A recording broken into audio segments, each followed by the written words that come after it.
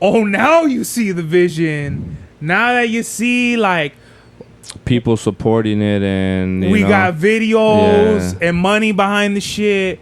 Now you see it. But before, I was, you were better than me. I wasn't. I needed to work on this and that, which they could be totally right. You know, I was definitely not, like, when you met me and shit, I definitely don't think I was as good as you, my cousin, or definitely not as good as I am now. You know, everybody improves, everybody gets their shit going, but it's like, Max was the turnout of my lifestyle. Smoking green, blowing white clouds to build the blue skies. Conversating with the gods by my wildflower to let them know that it's the God's hour.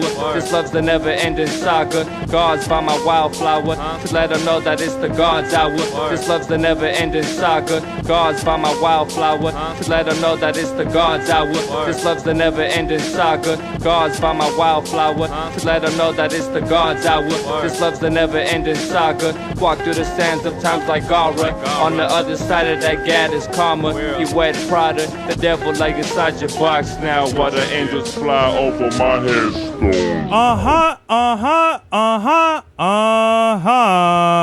We are back with another episode of the God's Hour podcast with your boy Big Sur Valley.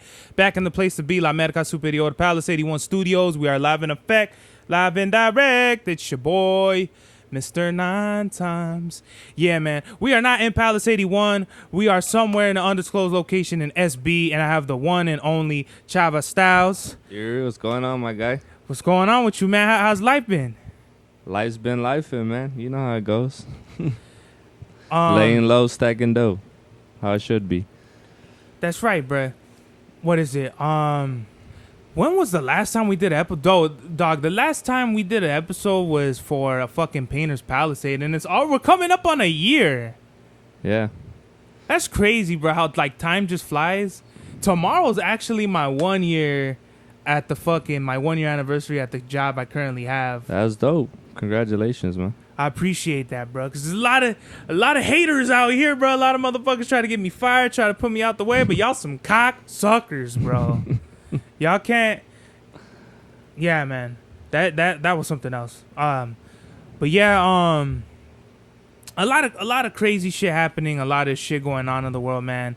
And I don't even know where to start. Like, I really didn't have shit planned out. I just, just had shit coming off of the cuff. But like, as far as like just you and like your music that you got going on and stuff, like after we did a Painter's Palisade, like, where were you at musically? Like, where did you see yourself taking, like, the music? Like, did you want to stay in that fucking, like, that chamber of, like, okay, like, drumless, or, like, where did you want to go? Drumless is, I'm always, like drumless, but I like to change it up every now and then, that maybe work with something different. That way, it brings a different version of me when I write, Perfect example, like the NC beat we did earlier, It was something different. I haven't rapped on nothing like that in, I want to say, a long time, and it felt pretty good. I was super surprised, bro, just because, like, the last time we did, like, I showed you, like, NC beats, you kind of weren't really, like, going for any of them, And I know you're really, like, one of those, you're an artist that it got to be, like, a in-the-moment type shit. Yeah. Like, I could have brought these beats, like, next week, and it would have been different,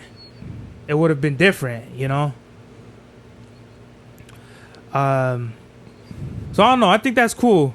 We, like, I don't know. Every time we make music, this shit's just different as fuck. And I think that's dope because you look at album, like, we have music together that's, like, not even out. Yeah, a bunch of it. That we've done. A couple tracks that I put out, tracks that we haven't put out. And for me, it's just kind of, like, tough to kind of gauge where we put the music out because, me, like, I'm a body of work type of guy. Mm-hmm. I don't like dropping loosies. The artists that are out here, like, they just drop singles. I don't like that formula at all. I mean, to each his own. I know you personally, you like to drop in bunches, and there's nothing wrong with that, to give people a whole body of work. Yeah, like a whole plate to, you know, to digest, you know. Some people just like the appetizers, or, you know, and you're not an appetizer guy, you know. You give everyone the full course meal, you know. Full course meal, dessert, and an appetizer, everything like that. Just because, like, it's no shots to anybody that's like a single artist. I get it if you want to play the single game, like, you know, you're gonna drop the banger, you know, you're gonna go for the single. I get that, but from the beginning, bro, I've always been like, you know what, fuck that. I'm gonna just create a good body of work and just showcase, like, I'm gonna be in different chambers and different elements for people to listen to, because I got a lot of shit to say. Yeah, of course. So it's not like I could kind of get the argument, or like you, because I've heard this about me before, like, oh well, it's the difference between taking your time and doing like crafting a song. Like, they're making it seem like they work on a whole song for like a month or some shit like that, and I'm like, fuck that mean, bro. I wrote like fucking 5 songs this week in that time that he took for that one song. Yeah, man. Yeah, like, no, not even like, if I've written the most I've ever done is like, I think I've written like full songs. I think I've written like 6 songs within 2 days. The most. That's a lot. It's a lot, and to me, it's just like, are you gonna be like either prolific or not? That's a whole EP to yourself. 6 songs in 2 days. But see, I'm not West Side Gunning it. I'm not like, oh, I'm gonna just put this out. Like, I like sitting with it, vibing with it, living with it, and then living some more, and then we're gonna see where that shit is at. I think for me, a good like Bigger Nine, I'll say, is like my favorite album right now. That I did. It took like maybe like 6 months, like from October to pretty much like February. It's a long time. Is it like 2? No, really like 4 or 5 months. I don't fucking know. But just with you and like your creative process, you know, obviously, like, I'll help you put the music out. But when you go in and you think about making the music, are you thinking like, okay, let me just drop a body of work, or are you like just like you piece it up song by song? I want to, like, there's times I want to do it, you know, like you said, like the singles. There's times I would want to drop a single, but then I feel like that's not really me. That's more like a SoundCloud thing that I kind of used to do, you know. I'll just drop the songs that I've been holding on to for a while and just drop them on SoundCloud to give people something to listen to in the meanwhile. And it may be old, you know, but it's something new to them, you know. It's something that they haven't heard before. But recently I've been trying to just put out like bodies of work, you know, and like trying to get a little more intentional with it, drop music videos, you know, and do a little better like promoting around it, and just like go into the artwork hard, you know. And there's a lot of things behind it, you know, that it's more than just music, because you have to kind of paint your cover art into life with the shit that you're writing down, you know. So if I had the luxury of just being a rapper and having a whole machine behind me to handle the album artwork and the music videos and getting all this shit, bruh, I feel like we'd be a lot further. Oh, of course, definitely. In our careers, just because we have like that vision and that mindset to be like, oh, okay, like this is how I wanted to look like, sound like, feel like. Exactly. And that's the thing that's knocking a lot of people out of the game, where it's like, oh, I gotta put the fucking legwork in for this. I can't just I put a song. That was what reality hit me when I put my first song on SoundCloud, bro. When I posted my first song, I thought I was gonna get a whole bunch of money and bitches are gonna come out and shit. Like, I don't know. And then when I posted it, and then like an hour later, it was like 0 plays because like no one followed me. I was like, oh, this shit is for real. Like, this is what it is, bro. You gotta be out there. You gotta, you know. Yeah, so I'm grateful for the 100 plays that I get, you know, or the 300 or 60, you know. As long as someone's listening, I know like I still have a meaning to still write something and pen something down, you know. Like, there's, believe it or not, there's people actually waiting for you to drop something, whether you know it or not, you know. And checking on you. Yeah, you know, they're waiting for you to drop something, and you're just You could just be living life, you know, not even thinking about the music, and then you'll get reminded right away. You know, someone will remind you like, "Yo, you got anything new? You know, what do you have it on? You know." That's 30 miles right there, bro. You know, He can't wait until you drop something, bro. He's a real shout out to 30 miles, brother. He's a real he's a real he really appreciates the music. The music.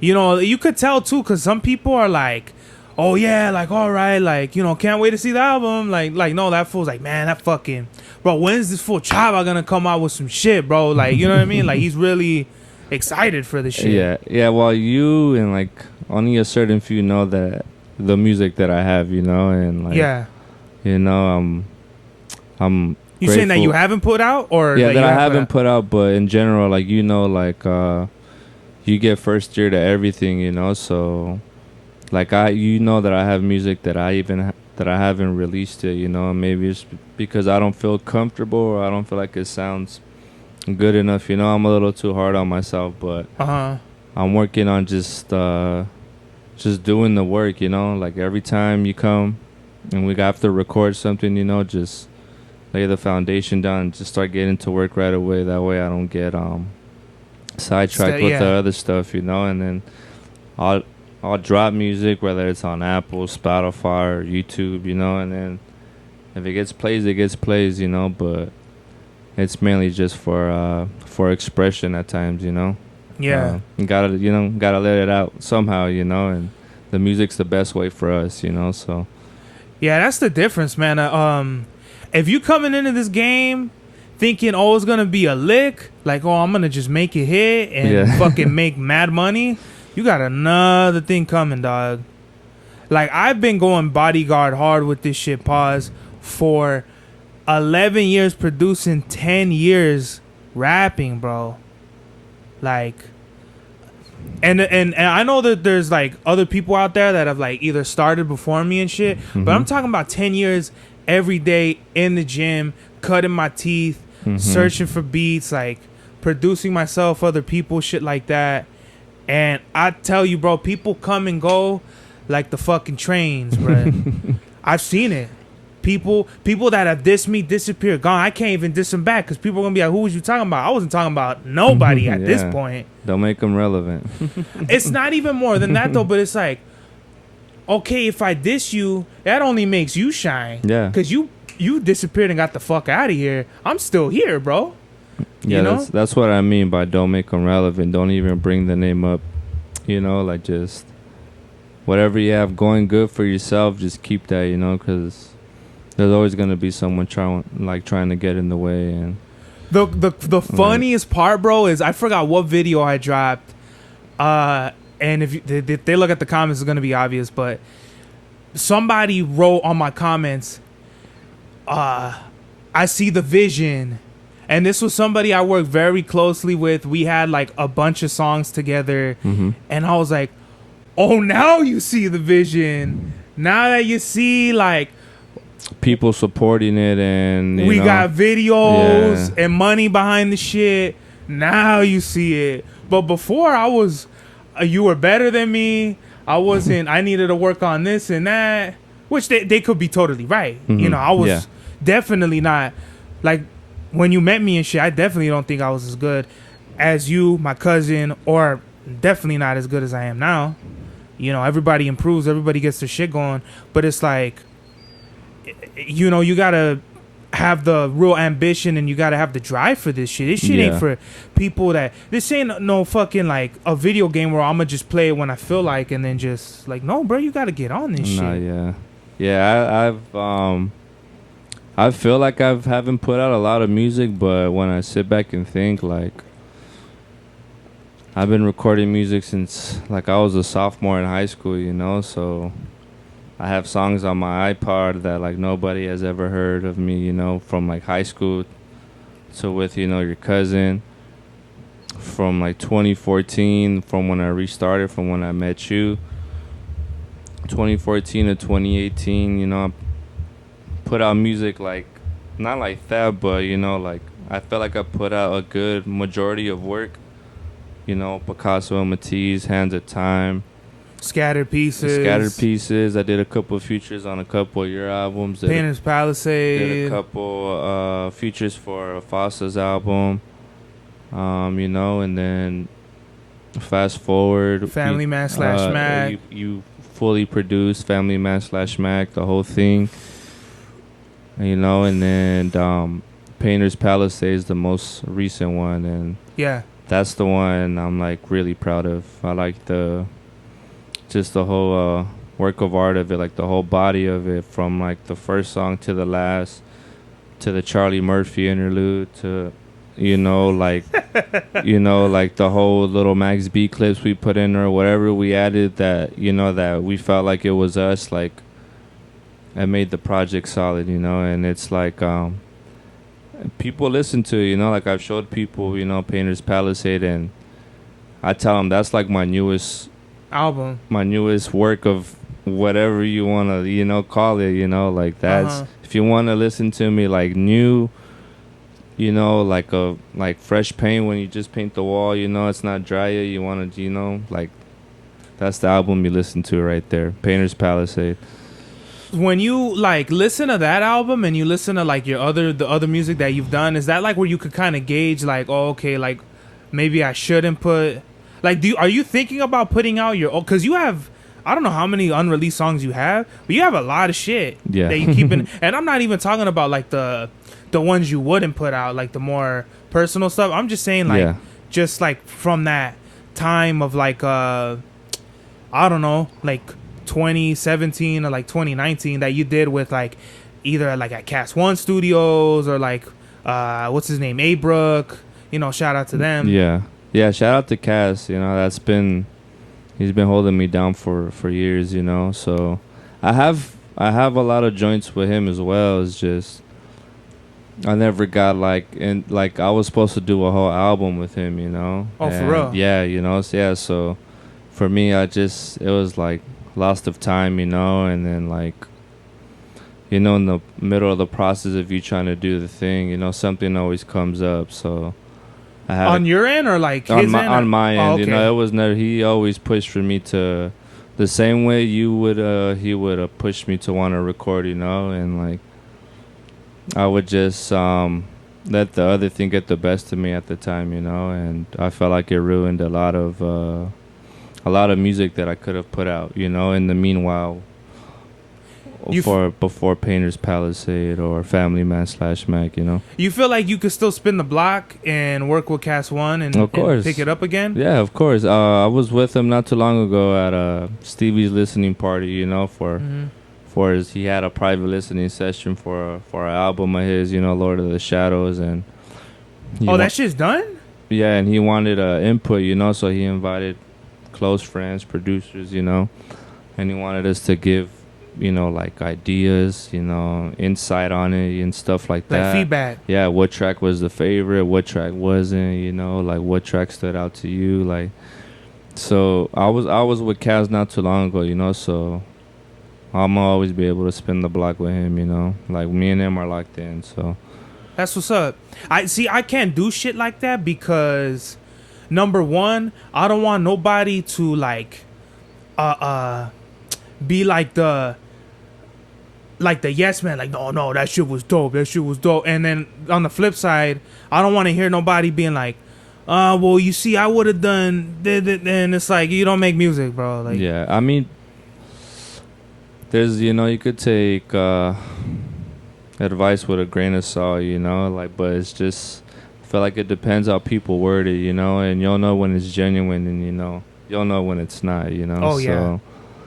So like him, I've been watching him record since like 2016, 17, so I've always been to like his sessions to give him feedback for the song and stuff like that. And if I had if he would record 5 songs, if I had that one favorite one, I'd be like, yo, can you send me that? Even though it's just barely mixed, it's a rough draft, but I would want it still because it's that dope, and then like, it's just nobody has it neither, so it's something that I could like listen to over and over and over before anybody else gets the chance to. The same with your music, the same with mine, like I have that that blessing to be able to always listen to new music and get to hear it and have insight on it before anybody else. And I feel like that's like pretty cool. Like when it comes to the music, you know, I'm always be blessed with good artists and good producers, you know, like you, Stevie, Cass, NC, JBL, you know, Historian when he was on his shit. Historian, shout hope out everything Historian. Hope everything is doing good with him. Eastside G's, you know. G's. So yeah, I'm grateful to have the people around me that can help me with the music. Yeah, bro, because you definitely need like help with this shit, bro. You definitely need. That's what I've been trying to do is like assemble the Avengers, and it's just a fucking process, bro, of like getting all the pieces together. And then even when you do have the pieces together, everyone's on different fucking schedules. You know what I mean?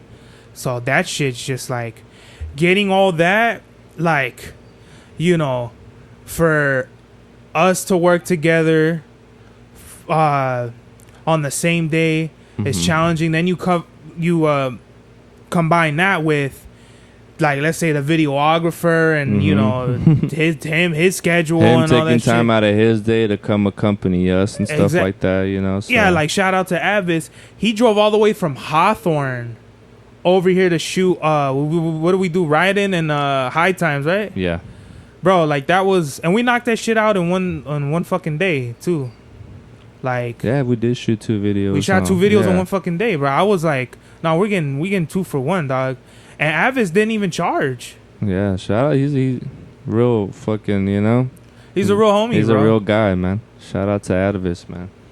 For real. Appreciate the videos. You know me, I rarely do videos, so yeah. For him to do it for free is it was a blessing. It was a blessing because a majority of people will want to charge you, you know. And I didn't shoot my first video till like years ago, and you know I was super uncomfortable with the camera. I don't like my, you know, so it takes a lot of encouragement to shoot a video or even have someone come do it for you, you know. So shout out to him, man, for that. Oh, whoa, you got a real what is it? Like I wouldn't even have thought that because that's news to me. Like for the podcast is one thing because you're kind of like opening yourself up to like an audience. Yeah. A music video is more like it's a fucking song, you know. I'm just rap my shit, you know. But I definitely didn't get that vibe at all, bruh. What is it?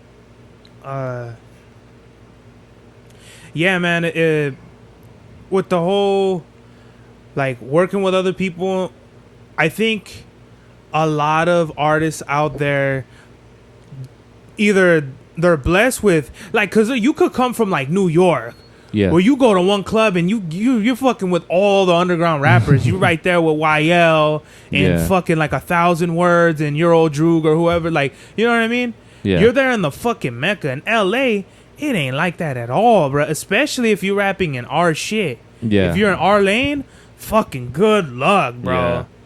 Because over here it's all like I said, hippity dippity shit, or the shoreline. You're in the shoreline lane, or the Rembo lane, and all that. Like I'm a gangster. The offbeat gangster. The offbeat gangster rap, which is I'm not knocking nobody's artistic expression, but I'm just saying like it's very challenging when it's like you're in a lane that I feel like the game is, as the years go by, we're getting further and further and further away from that. And to be honest, bro, it's kind of scary. Yeah, when I think about it. That's why I try to take my time with it, but not too long. You know, like I wanna put out a sound where it still reminds people that the sound is still out there. You know, but it's a little different. Like if you're not making what's trendy, then it's gonna kind of be hard to get people to listen. Yeah, to get people to listen to you, you know. So, but you know, I'm gonna just do what Stevie would tell me. You know, just stick to your guns, you know, because that's what you do best. And I'm pretty sure once you get that one person or those couple people to you know, those 2, 3, 5 people could gravitate a whole crowd of people. To the music, you know. So all it takes is the one right person to listen to a track, and it's over from there. You know, you'll have people asking for new music, or like, yo, like, you working on anything new? You know, or like they're waiting for a video, you know, or they just maybe want to work, you know. But working with everyone's not doesn't always go how you want, you know. Like, I feel like I could work with you because I already have like a chemistry built there throughout the years, you know. Oh yeah, I for could work with Cass because I have a chemistry built with him through the years, you know. I could work with Stevie. I have a couple songs with him, you know. Historian, you know, I have songs with Eastside G's, you know, and JBL's one of the most recent, you know, and then NC, you know, we have music with NC from like 2018, so 17? Yeah, the NC Instrumentals album. Instrumentals that came out 2017. The Gold Coke Boats. That's crazy. Yeah. And the Watch Yourself, the joint I did, just me. Yeah, like people like that, I'm always have no problem because the chemistry is always there, you know. But with some new people, you can try and work with them. You won't force it, but you know it's not there, you know. Like, it ain't working. You'll kind of like ease off a bit, you know. You'll tell yourself like, this isn't working out how I thought it was, you know. It's like we went years without making music, and then came back and did Painter's Palisade like that, you know. And all it took was like a certain spark.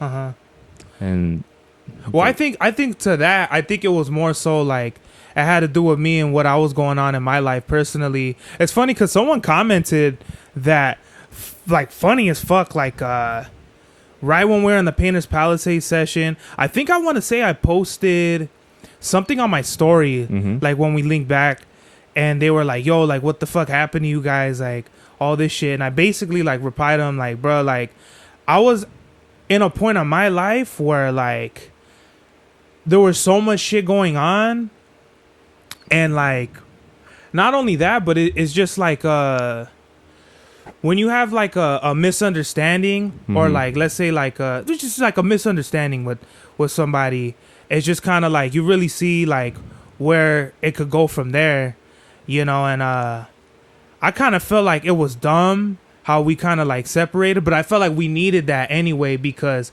when I went off on my own journey, I didn't just break apart from you. I broke from Mufasa, from my own family, so I felt like I had to, like what they say, like, you got to destroy to rebuild. Yeah. And I feel like that's what it was.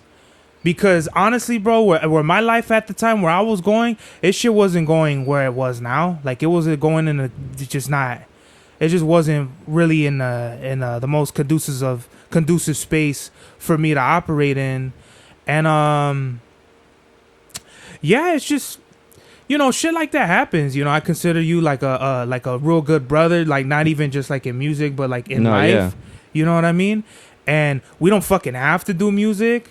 You know, family's family. You know, you won't talk for a little bit, but like whatever. Like it always circles back to like, you know, we'll get back, and it'll be like fucking like it always was type shit. I feel like as long as like the love's always there, it ain't nothing. It doesn't really matter, you know, because I have months without seeing my boys, you know, that I went to school with. I'll see them every day, you know, after summer school, everything.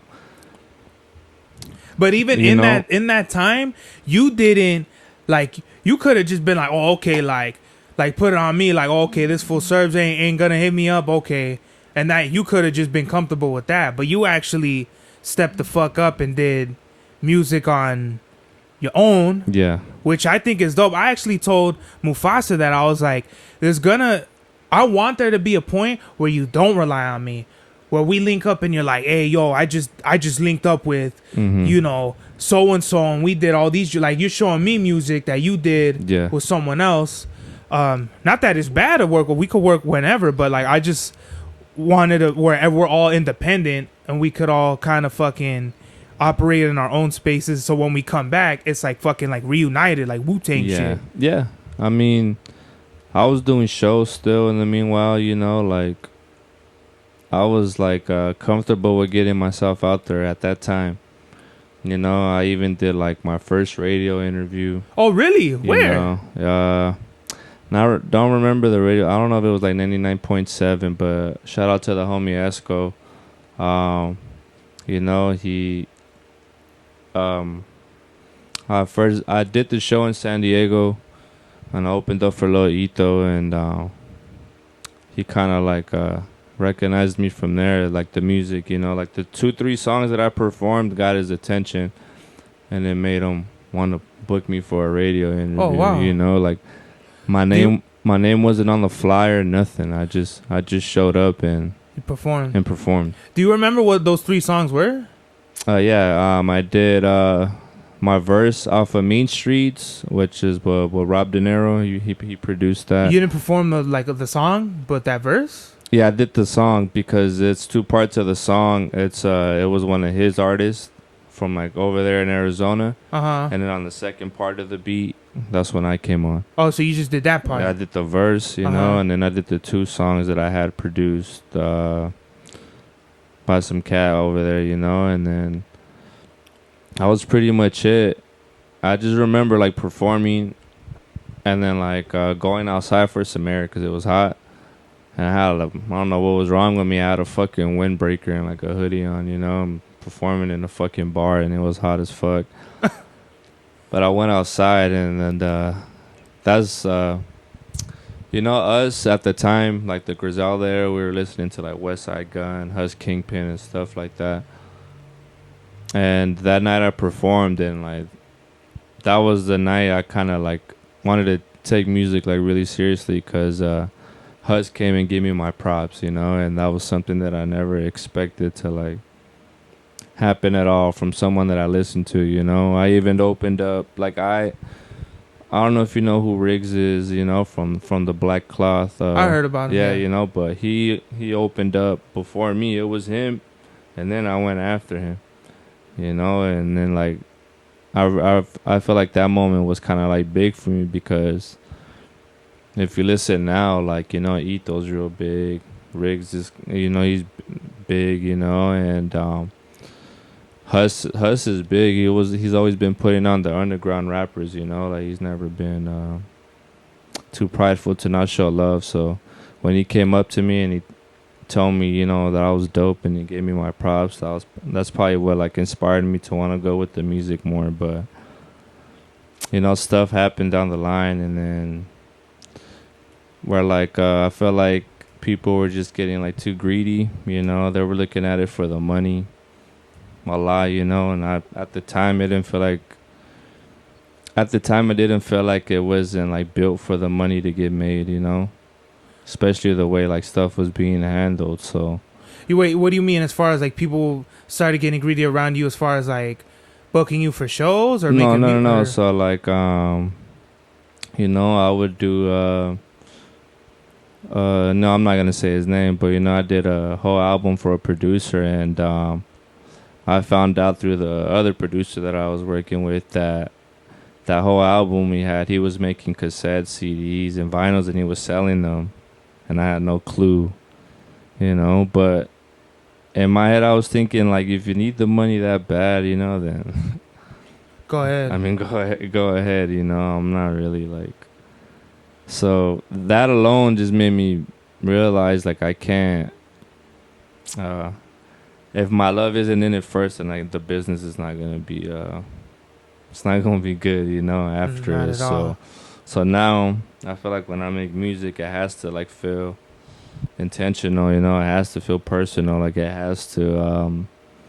It's gotta have like a certain meaning behind it before I even want to do anything with it, money wise, you know. Like I like to have everything just to be solid, you know, like on my end, the producers and whoever's editing the videos, everything, you know. Like I just want everything to be solid, so there's no bad business, because you know, you do bad business, eventually you get You're gonna fuck yourself over. You get dried out, you know, and no one's gonna want to do business with you. Bro, the amount of artists that I know scam their own fans out of money. That's what I mean. I don't want to be that guy. Like Uncle John. When I buy an album from Uncle John and I get an email notification, your order has been shipped, and I never get the fucking thing.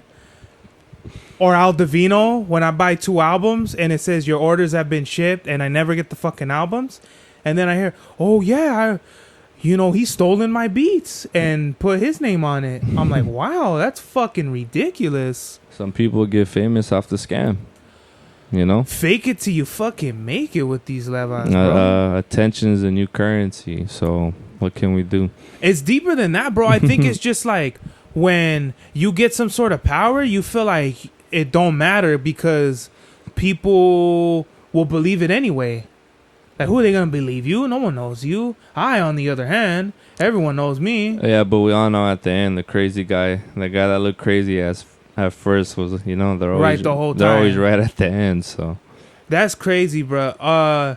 Yeah, you ever try to take money from me and you got a whole different thing, bro. Yeah, like even, with like the show stuff, like I would want to get paid to perform, Yeah. because I know I would give a good performance, but the game is just different. I have to establish myself first before I even want to take a leap like that, So you have the body of work, you have the mixtapes and the albums and the EPs, You can do a show whenever you want. Oh, yeah. You could do different set lists. If you want from different albums, you have different stuff. chambers. Yeah, you have stuff to choose from. Me on my end, I don't really have a lot, And then, a lot of stuff that I feel like it's performance worthy, if that makes sense, like where it's gonna sound good out the speakers, and if people are gonna like it, So that's probably the only part I found like a little difficult right now. But yeah, as far as like, I feel like everyone should be blessed and get reassured what they're owed as far as the work they feel like they put in, If you put out a lot of work, and you print out like 20, 30 CDs, I hope all 20, 30 CDs sell out, because you took the time and put a lot of passion and a lot of, like whether you wrote that verse sad or mad or happy, like a lot of emotion gets put into it and a lot of sacrifice and like feelings get put into it. So when you want to sell it and your music sells and it's genuine and you feel like you just did it out of love, that's when like your music's going the right way, and I feel like it's gonna go like that pretty soon. And I feel like that's one of the biggest things artists, they get to that point where they do it for the love, but then there's that fork in the road where they get that taste of the money and they go, now do I sell out? And I don't mean sell out like I don't know, my definition of selling out is now I'm doing this for the money.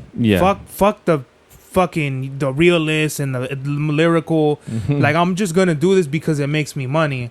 Or are you gonna do this for the love? I mean, you could tell when people are just doing it for the money, like it kind of shows. Yeah, it'll show right away, or like the body language will give it away if you see them in person or whatever the case may be, But and there's nothing wrong with that. It's just you could see where they were in their careers when, especially every artist's first album, it's like real fucking dope, and then the second album is like, I don't want to say they fall off, but you could tell is like they probably missed a step or they just didn't have the love in for it anymore. Yeah, for me it's more it's always like reverse psychology, because it's like with the songs that I like the most, that's probably the track that people are not gonna like, and then the song that I dislike the most, that's the song that people like really the most, and that's usually how it's like worked for me, You don't think that there's some songs where you like it and people are gonna like it and they like it too? Yeah, the one track I really feel like that is Luna Nueva. Oh yeah, I love that song. You know, yeah, you know, like I feel like if you can't vibe to that, like I don't know what's You're wrong an with you. idiot. Yeah, you know, I don't know what's wrong with you, but it's like you know, like the Family Man / Mac, like everyone likes the third song in the middle where the beat changes to where it's like boom bap. You know, dun, dun, dun, dun, dun, you know, it's my favorite is the very last track. Mm-hmm. You know, the little oldies, the loop, you know, like, because that one I feel like it has a lot of feelings in it, you know. But as the beat switches, I've always been told like the third track's like the best one, and it's just random because I feel like that's just the verse where I'm just like rapping. It's not really anything. It's just rap, you know. But Yeah. the last track I have like, it's like a more like a message to my kids, you know, so it's a little more personal. So I mean, some people like the personal stuff, some people don't, so I think it just depends. I like that personally because, like, to me, it just listening to you, you know, obviously you really love your kids. You rap about your fucking kids like every song, Yeah. you know, and it's like, I could get how someone would be like, oh, this for all he raps about is, you know, smoking weed and his kids, and it's like, well, Dick, like, yeah, like, because that's the reality. If you rapped about some other bullshit, then it wouldn't be real. It wouldn't be you. That's true. I mean, there's plenty of stuff I can rap about. I think it's just the beat has to bring that out of me, you know. So it just depends what the momentum that the beat gives at the time, you know. Like if it's given personal where I gotta dig deep, then I gotta dig deep. But if it's giving like fly, you know, and just Something else, you know, just stuff that I, you know, like I could just say stuff from when I just been like living life, you know, and then it'll go perfect on the beat, you know, like it just really depends on the beat, the moment, how I'm feeling, you know, and the weather could make a difference too, bro. You know, I feel like I've always made better music in the winter than the summer, so. You ever get into those chambers to where like you get inspiration out of nowhere and it's just like it just hits you and you fucking, cause I have those waves where like I said, I think I told you in the last podcast episode where I seen this girl at the taqueria, and I'm not going around like, oh, I'm so fucking like I'm a heartbreaker, I'm the HBK, like you know, but I could tell like shorties were like over here like digging me and shit. Yeah. And that really inspired. I like wrote 3 songs after that shit. You ever get into those spaces? Yeah. It just not specifically that like with girls, but other. It doesn't even have to be females. It could just be that wonderful feeling of feeling lifted up without even, you know, without even have to explaining like to no one but yourself, you know.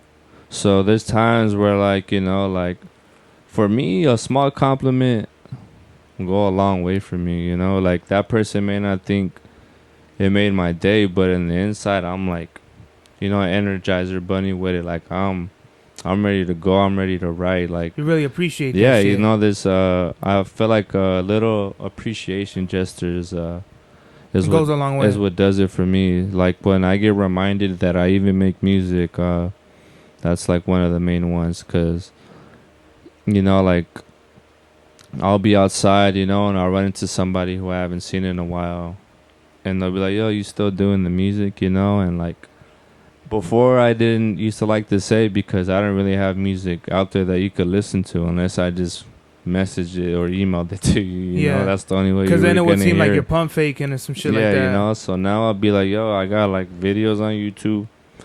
I have a couple actually, like 3 of them. You know, 3 or 4.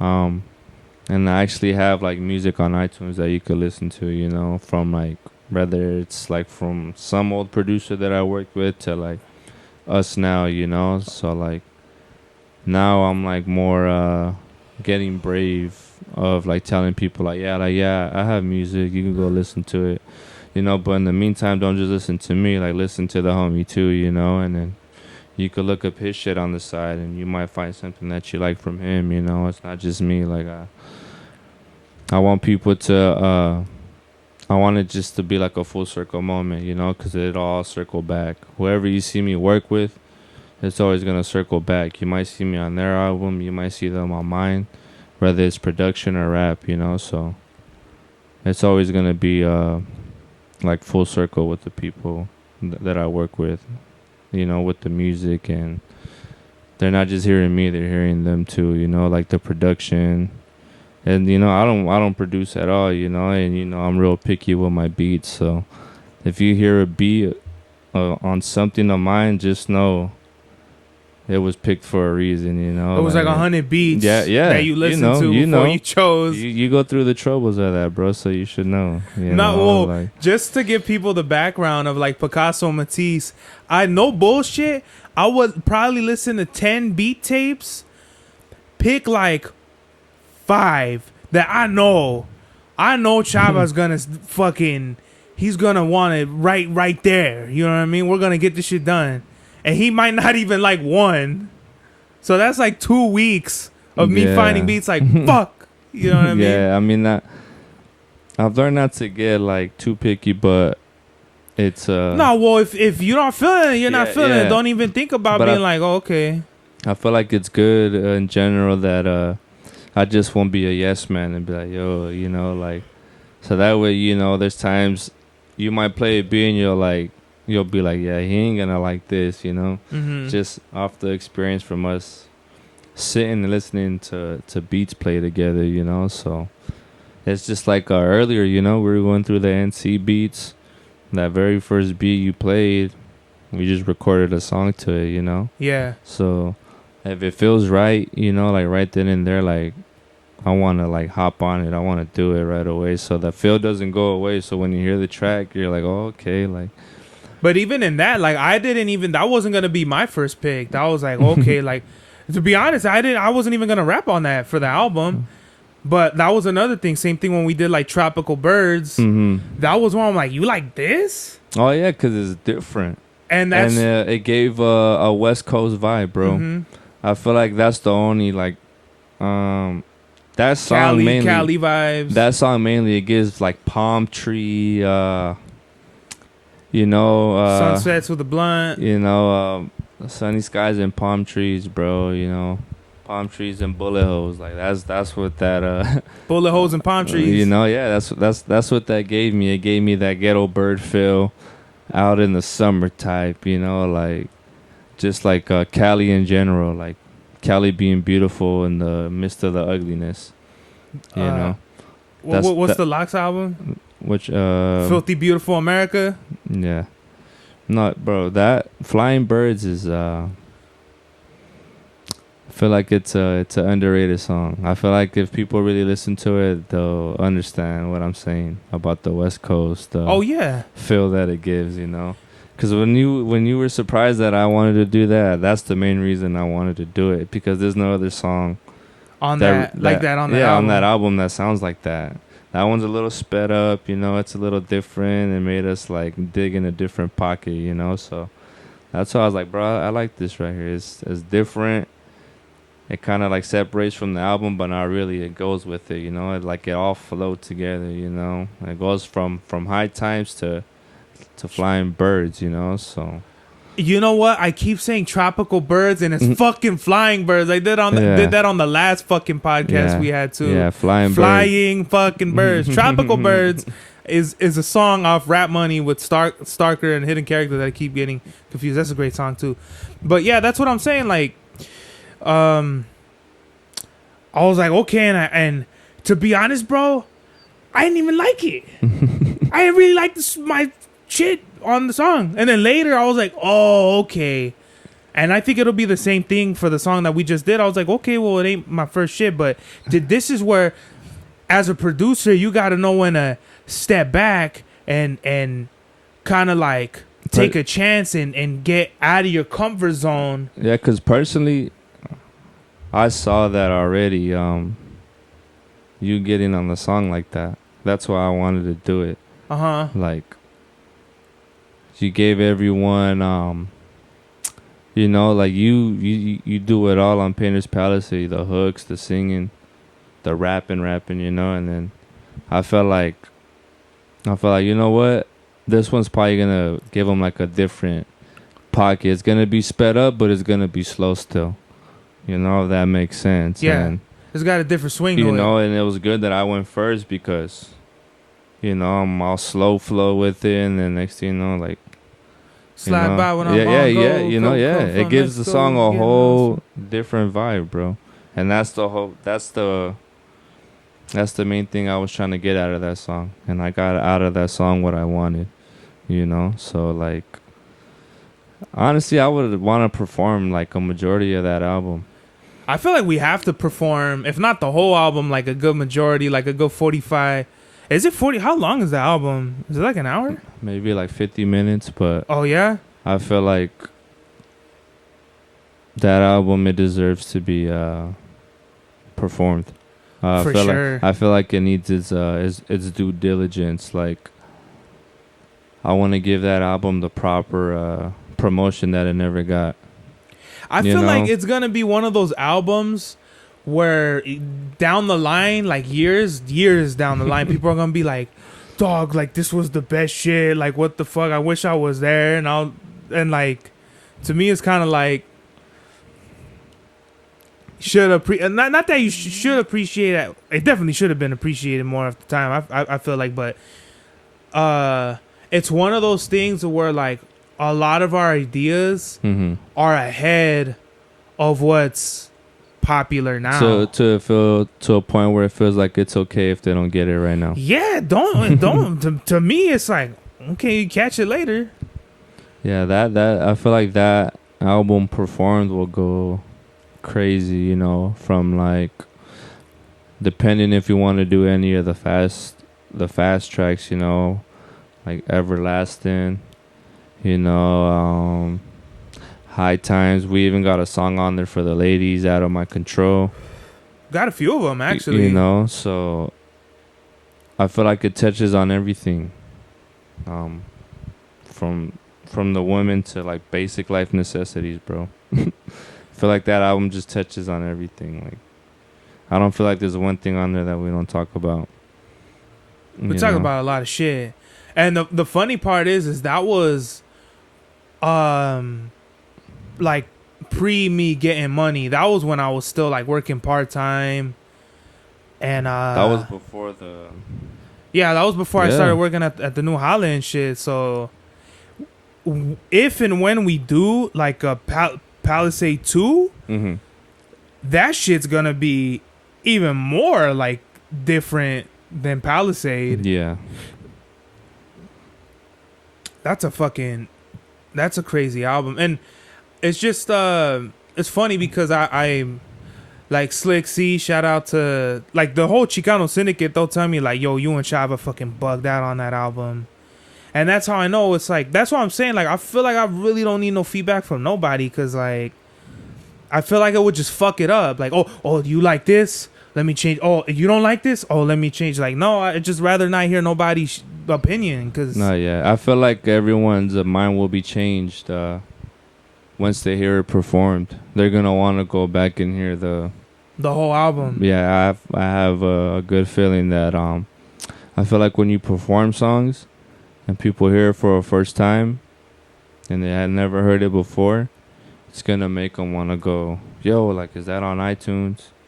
Is that on YouTube, you know, or is that on Spotify, you know, like, and you could tell them, yeah, like, you could run the whole album, like, front to back if you want. Like, And everywhere. know?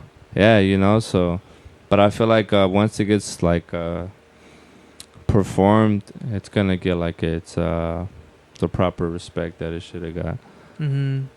That's how I feel about that album. Because, I mean, I listened to it a lot, you know, and I feel like it has a lot of like, people may think like the May songs are like, you know, Riding and High Times, and those are good fucking songs, you know. Those are the songs we have the videos to. People may think those are the best songs in the album because we only have videos to those two, you know. But like, there's like 4 to like 9 other songs you could pick on there that are like, bro, I think every song is that are fucking good, sick you know? as fuck, bro.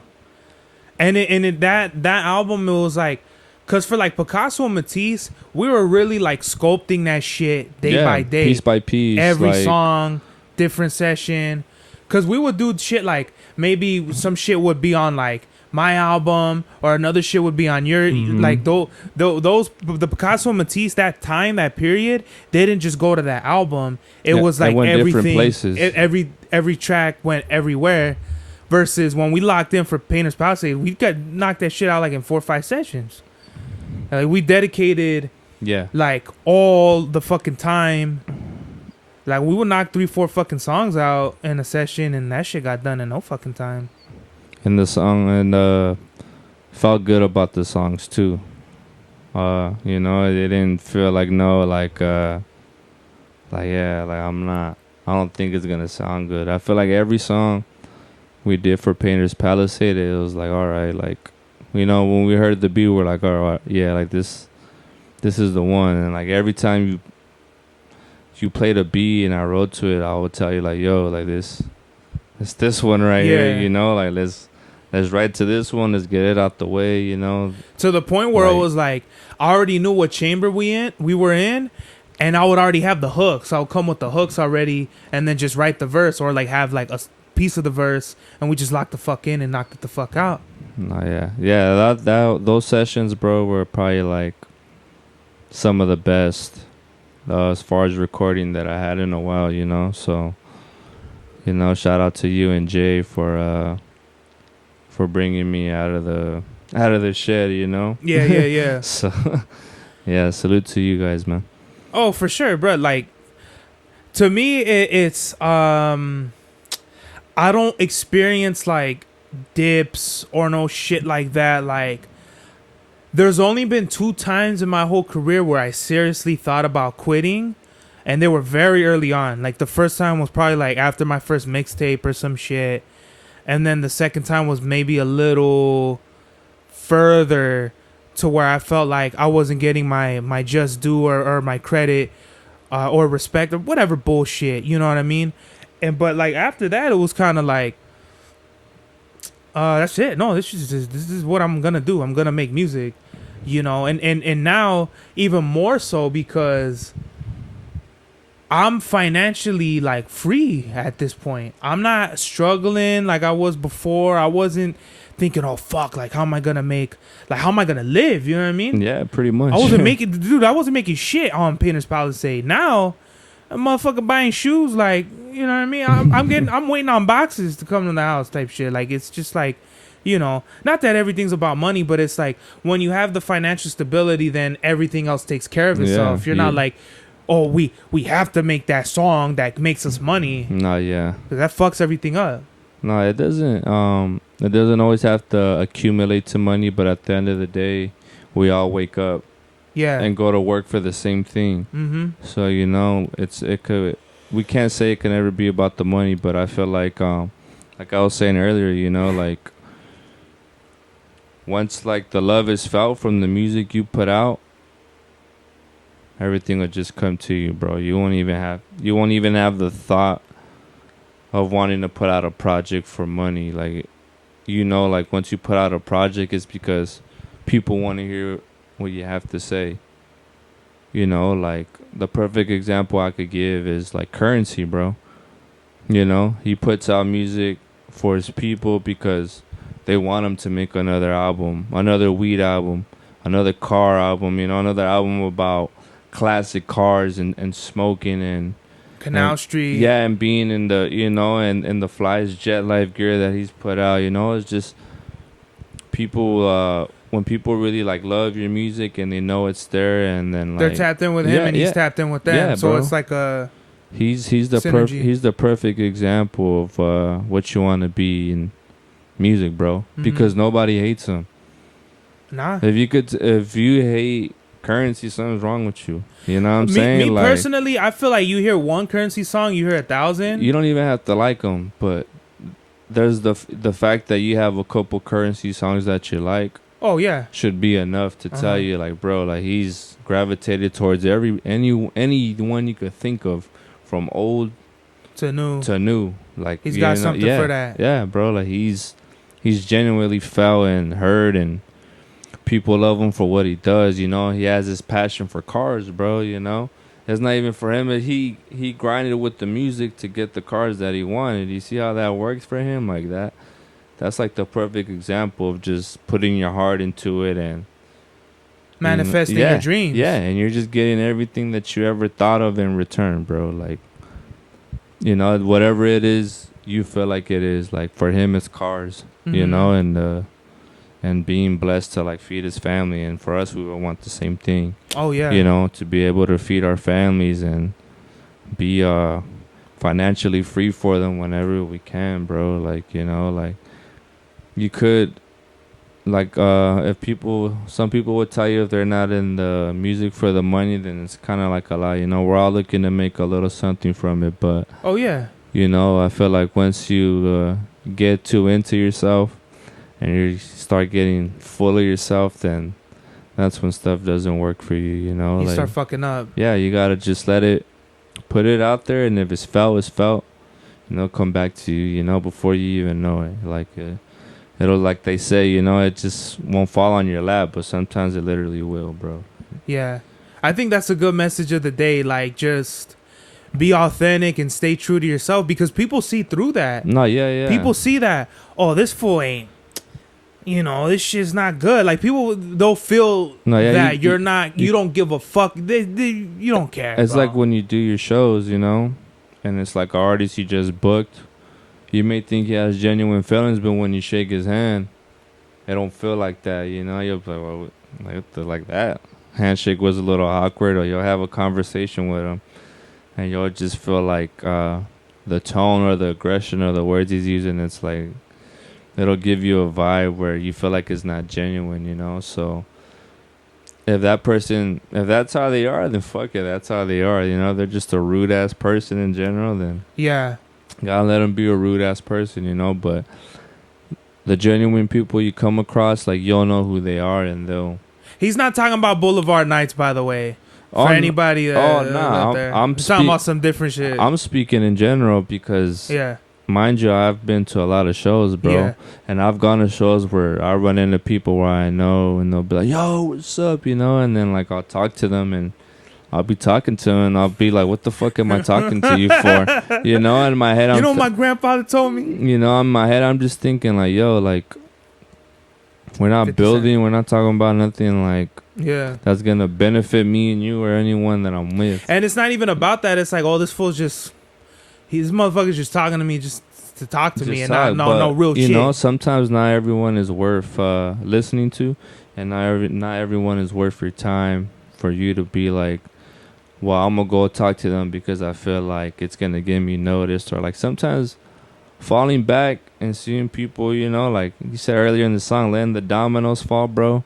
Yeah. Sometimes that's the best move. Really, though. That you can do, you know, and just, and then when you move in and make that right approach, you know, like you'll feel it, you know, like it's kind of like how you took your time with everything, you know, from learning how to produce, from learning how to write better, from learning how to hit a better pocket, to learning how to work the camera for the podcast, to learning how to be a promoter, which is something new to you. You never booked artists before, but it's something it's something new that you're trying, you know, and you never know what it's like until you get your feet wet first, you know. So it's like it takes a lot of courage to do what you do, you know. And not everyone has the courage to actually do what they want to do. They could think it, they could tell you how I'm telling you, we could be having a regular conversation, but once you leave that person's house, where's that courage you were just talking about? Go out there and actually do something, like put some chip to the dip, show me that you're really, you know, that you're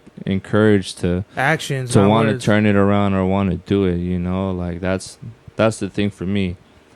So, like, it's like when I call you to come record, bro, I don't want to waste your time, you know? Oh, yeah. I want to come. I want us to make good songs, good music. I want you to go home and be like, hell yeah, like, it was worthwhile me coming and doing a song, or just, like, sometimes you just need the vibe, you know, first, and then everything else will come with it. That's how our sessions usually go, you know? We have our own little thing that we do, bro, but you would know, you know, if I'm not feeling it to record, you would feel it. You would tell me, I don't feel like you want to record, you know, or Yeah. like, it doesn't feel like you want to record, you know. But recently I've been wanting to record, you know, and that's why we're here now, even doing this episode. Oh, So- yeah. I mean, I wanted to get you on. I've been wanting the last like 3-4 times. I brought my camera. Like, I wanted to do an episode. You know, I know this isn't really like your thing, you know, and all that shit. But like, I just like to bring you on and show the people that like this ain't not even to show the people, but just like this ain't no like fake shit, bruh.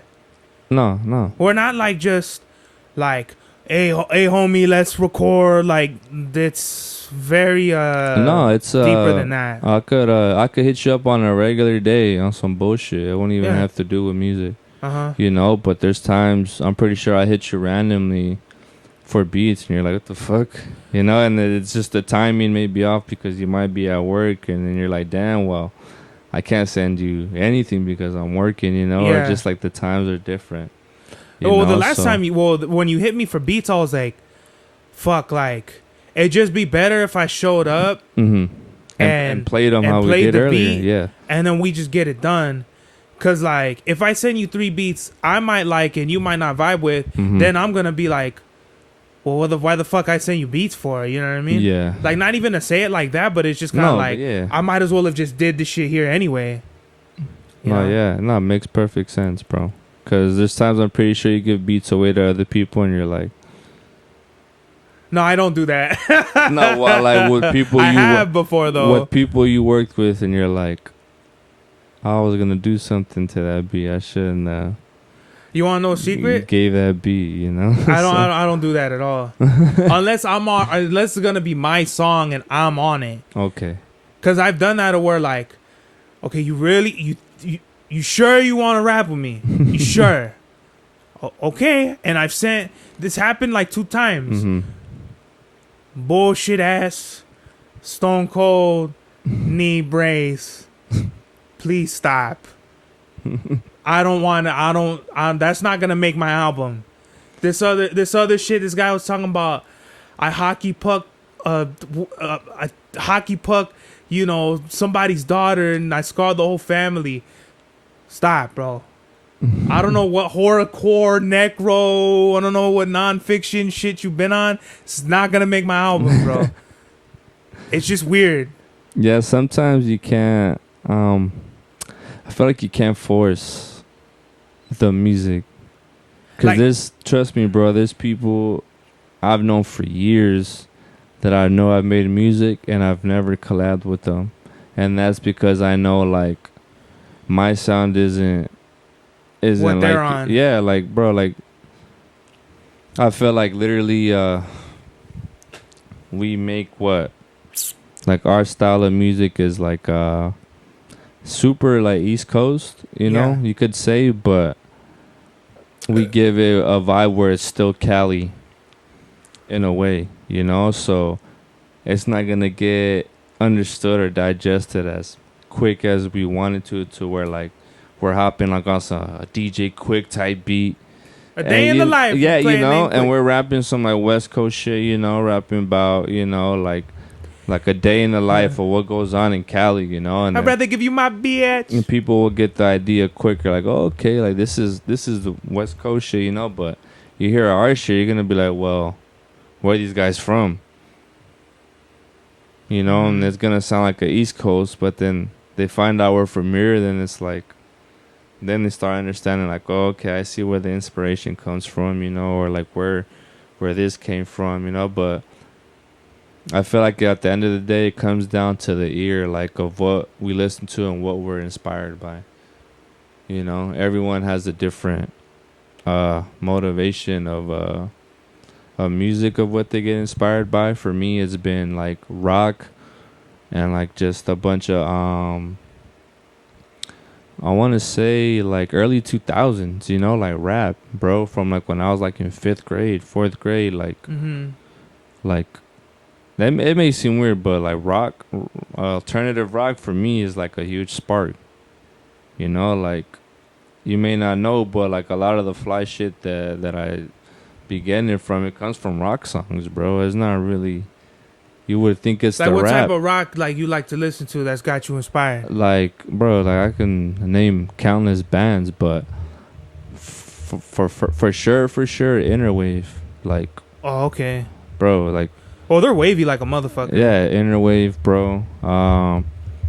Shout out to the homie Sour for putting me on Jerry Cinnamon. You know, sometimes that song is fucking insane. There's this new band called Nature TV. They're from London, bro. Fire? Fire, you know. The Tame Impalas, you know. You got your what else you got? You know, you got your Mac DeMarcos. You got your Phoenix. You know, you got your Pink Floyds. You got your who's a perfect band that I've been listening to. I even listened to Tom Petty, bro. Like just random. You know, like I'll listen to random, like just random rock, even if it's old school rock. Like I don't know what it is about rock, but it sparks like a fly hip hop feel for some reason. That's fucking crazy. Cause really, Ghost has been pushing my pen. No, Ghost, bro. I've been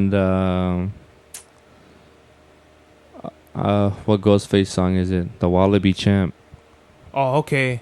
That and the Holla song. Holla, holla, holla. You if know, you want like that. to. I love you. That is a song like I wish I could make a song like that, bro. The funniest part is I could just well, what Ghost is Even like, though it's just the loop, but it's what he's saying. no, bro, he rapped over the whole song. You know? That's what I'm saying. He didn't say, yeah, loop that right there. He said, play the song, and I'm gonna rap over a whole oldie. I don't think no one's ever done that since. No one's done that before.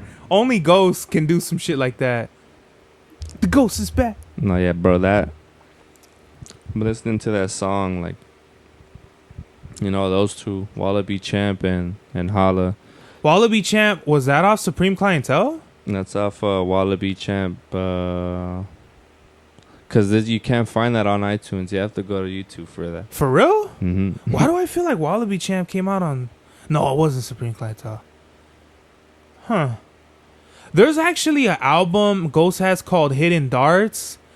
And it looks like kind of like the picture would like what probably Fish Scale, the cover of Fish Scale probably was going to be. It's him sitting down. He's wearing, I think he's rocking like a beanie and then like a beanie? I'm like, yeah, he's the cover that I've seen for the Wallaby Champ, the mixtape that he has. I feel like I've heard that shit. I don't know. But Ghost, that's what really pushed my pen. Me, bro, like, I'll hear different shit here and there, but really it's just what inspires me is, like, right now, probably just Ghost. Because I've been listening to all his shit, like Bulletproof Wallets, Fish Scale, More Fish. Pretty Tony's okay. That's the album that has Holla on it. Not my favorite Ghost album, but it's cool. And then, like, podcasts. Like, to me, it's just kind of like what inspires me is to, like, fucking, like, I don't know, like, learn about the different Roman emperors and how the reason why this fool was cool was because at that time, Rome was fucked up, and let's say like Nero, he really like came in and changed, like lower the taxes, people loved him, he did shit for the community, but what fucked him over was he just started going crazy with power when you know he started acquiring more like territory for Rome and shit like that. He got a power trip. It went to his head, and then it fucked him over. Shit like that fascinates me though. No, like, yeah. History is always gonna fascinate because it repeats itself. For sure. And you know, for the people that don't know, like, it's always reoccurring. No matter what's been done before, it happens again. You know, you just have to be smart enough to see the detail of it, of actually like knowing that it happened. again, you know, like it's like you were saying, right? The Romans, what they do to entertain the people then, The Colosseum and shit. right? Uh-huh. It's kind of what you see now. Yeah. The Roman, their work is still Out working here. right now. Yeah. The entertainment now, you got people in football stadiums, baseball stadiums. Hockey. Yeah, bro. They started the whole Entertainment. entertain the people, distract them from what's really from going what's on. really going on. That's like, you know, the history. And then using religion to mind control people. It's been repeating itself for thousands of fucking for years. It's just if people are wise enough to actually open up their eyes and be like, yo, like, we've been in the same loop for years. It's just we have technology now. That's the only difference. It looks different, you know? But that's it. You know, like then you know, like, you felt like you actually had a purpose to live. I feel like then, though. Mm-hmm. You know, now it's all, I feel like it's just shortcuts, and like people are willing to do the most dumbest things to just have themselves exposed out there or be known, or, you know, like back in the day, like if you were stealing, you know, you got your hand cut off. Yeah. And people would definitely know what you were. You know, now you could be anything you want. And it doesn't matter. Yeah, and people will buy the facade for as long as it goes, you know, until they realize, like, all right, like, it was like just cosplay all along, or like, you know, they were faking the funk the whole time. Uh-huh. You know, it's all entertainment. Like, it's crazy how it all, like, repeats itself, bro. But yeah, like, Rome's still Roman right now, whether we know it or not. Really, all the shit, all the what was before is still happening now. It just looks different. When I went to Mexico, and we went to when like they were dropping the science about like the Mayas and shit. Yeah. I always thought the fucking Maya built the pyramids. They didn't. They found the motherfuckers and were like, okay, well, fucking, we're running with this. You know what I mean? They didn't even know who built them shits. So it's like when they say carry on tradition, they're literally just continuing a system, a program of what's been going on. Or now there'll be someone that'll come along and just tweak it a little bit. You know, it's always, you always get those that one brave person that wants to change the way of the world or the culture or whatever it may be, you know. And those are the people with good intentions that don't even last long. Nah. You know, something ends up happening to them, or like you wonder why it happened to them, or like, you know, sometimes you'll never get the answer, and sometimes when you get the answer, you'll feel like it's not a valid answer. Like, nah, not at all. You know, so there's always someone trying to make the change, you know, whether it's for traditions to come, or like, you know, or like just days to come, because you never know. Like, you know, back then, a lot of families would just get they'll get what's the word I'm looking for? They'll get ravaged, you know, from their village, and they'll have to start a whole new life.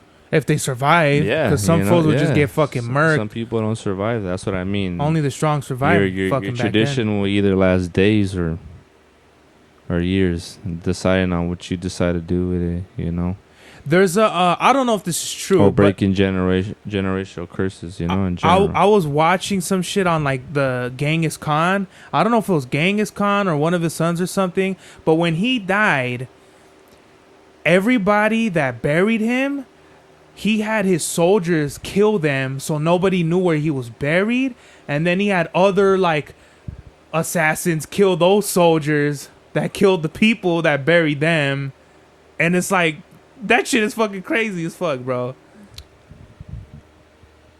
That is that's extra crazy. As fuck. Maybe it's him, not people wanting to know, and like the true meaning behind himself. You know, it's like the Egyptian pharaohs and kings that got buried. Like the only thing people know about them is that they're covered in fucking gold. Yeah. You know, but for some people, there's a history behind that gold and how they ruled and what they did for the people at the time that were kings or whatever. You know, and then you know how they say it's bad luck to open a tomb. You know. That was part of the message he was trying to give. Like, yo, like, let my body lay in peace. Like, don't, you know what I'm saying? Like, it was. I think they not only did they booby trap that, but I think they put that in the hieroglyphics. Like, if you open this shit, you're fucked. Like, you're gonna be cursed. Yeah, like your family's I gonna feel like be there's cursed. just stuff that should be left alone. The Mummy Returns, bro. You That's know? really what the fuck Like, shit is. Some stuff wasn't meant to be found or even like fondled with, bro. Like, Pause. you know, like it shouldn't even be discovered. It should have just been left where it was, you know, like artifacts and stuff that they find, you know. Like I feel like even finding a finger is a fucking bad luck, you know, like, Well, yeah. or like the head with the crown still attached to it. Like that's something like you just leave that alone. You don't know what comes behind any of that. Whether it's good or bad luck, you know? Like, you don't know what comes behind someone being buried and why they wanted to be left alone in peace, you know? Yeah, because you take some shit, you don't know what you're taking with you. Yeah, because, well, you know, when you die, you're taking all your karma with you, bro. Yeah. Whatever it is you feel like you're taking with you. So when you take that from someone else... You're taking that with you, you know? Like, don't let... I feel like if you let someone, you know, like they dig up your grave and stuff like that, like that stuff could carry on to them. I mean, it could curse them and they'll be like, well, fuck, I should have never went and, you know, like did the bad deed and do what I wasn't supposed to. Like go dig up bodies and bodies get of rings, someone that was so, rich. You know, like rich or respected or like super worthy, you know. There's like stuff you just leave alone, bro. Like you don't touch anything that's sacred, bro. I think it's just best to be left alone. Like anything in the world, bro. Like, cause not a lot of this stuff is believable, you know. Like a lot of this shit could be make believe, bro. Like, nah, I believe that shit. Cause like even going back to the Pharaoh shit, there are stories of like the fools that did go and dig that shit up. They fucking died from some poisoning or some shit like that. Yeah, which is insane because it's like it's how, what's the saying, like that's the mysterious way of the world working. You know, or like The Exorcist, like the people that went and died or went crazy on The Exorcist, even though it was just a movie, but they were fucking with some real shit. Yeah, well, possessed people, bro. Yeah. Like in general, and I feel like on a spiritual level, I feel like people do just get caught up so much in the negativity where it just stays bottled up and they're like they just have like bad intentions, bro. It's you know, it's like something inside of them is possessing them to like not go with the greater thought, you know. Which what I mean by that is like just having any good in the heart in general, you know, like the evil is the only thing they know. And those Exorcist movies are like that perfect example. You know, a majority of the time it's a little innocent little girl that gets possessed, you know, and it's like, how did she get possessed? Like, what happened, you know? And then like from the most recent one that I saw with the two little girls, one of the little girls took the other one with her to the tunnel, and then from there everything just went. What fucking movie was that? The newest Exorcist with the two little girls. It's pretty. Is there like a part 2 or 3, or is it called Exorcist something? It's called the Exorcist, but I know it has to do. It's like the story of. It says like you know, the Emily Rose one. Oh yeah. The mom from that very first one comes out in the. That's what I mean. Like, it went down like a series, you know, and then only she knew what to do and how to get people to believe that like the exorcism was real. Like the dad wasn't kidding. The dad went to her for help and they thought he was crazy until he went for her and got the help from her, you know, and they try doing the whole Christ thing, and there's a point in the movie where the cross just shatters, bro. Like the evil took over way too much, and like the cross just breaks, and it freaking like. That's it, bro. What's the one where they give the birth to the baby and they throw it in the fire? Was that one of the Exorcist movies? It might have been. It was an older one. Like, had been like 10 or 15 years old. It might have been Emily Rose. That wasn't the Emily Rose one. It might have been the one a little after that one. Was it called The Last Exorcism? I think so. That was a fucking weird ass one. Because the Emily Rose one was like super crazy, bro. That came out like in the early 2000s, I think. Right? No, yeah, early. The Emily Rose one? I don't like watching none of that shit. Like, I don't like watching that shit. Nah, me neither. Even though they say it's based on a true story, you know, like if it's based on true events, I kind of like want to dig into it. It's kind of like The Fourth Kind. I don't know if you've seen that one. You know. I've heard of it. Is that like a Blair Witch Project type shit or no? Kinda. It's like the people get possessed by like the aliens, like they get abducted. I feel like I have seen some shit like that. And then towards the end, one of them like gets abducted while they're getting interviewed by the lady, and they start speaking like a native tongue, like Mayan language, you know. Yeah, so it's like really creepy, bro. It's like a lot of the stuff, how it connects with each other, you know. Like I feel like everything back then was just so super like spiritual, bro. Like it was nothing to play with then, you know. And I feel like it slowly went away, you know, like kind of like how we used to have bells. We don't have bells anymore. What are you talking about, bells? Like campanas, like big ass bells. You don't see them anymore. They're gone.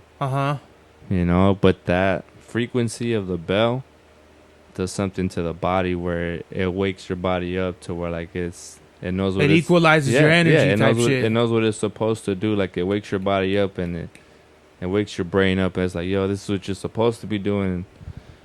There's really, bro, you don't really see bells no more. I haven't seen the bell since I was like, bro, like early 2000s, bro. You talking about like a church bell? Yeah, like a real bell, bro. A real bell. It doesn't even have to be a church bell.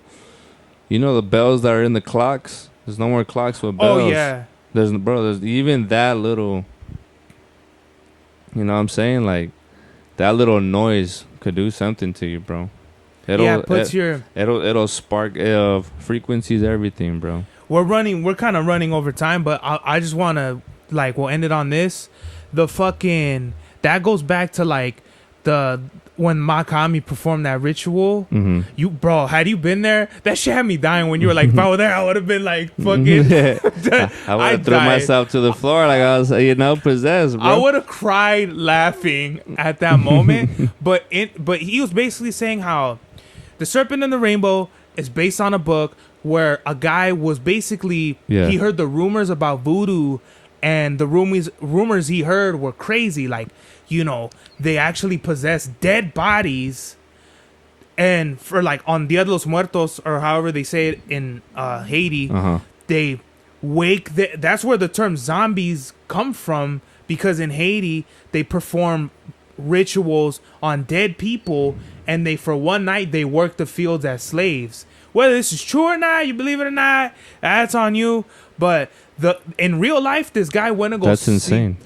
This guy went to go see if this was real. If it was true, and they did the ritual on him, and this motherfucker Makami performed, like, I don't know if it was the same ritual, but the same thing, because he had like a little pouch of, like, I don't know if it was like blue or pink powder, and he put it in the calderon and he burned it. He did a whole fucking ritual, like smoked a cigar, did the machete, the whole shit.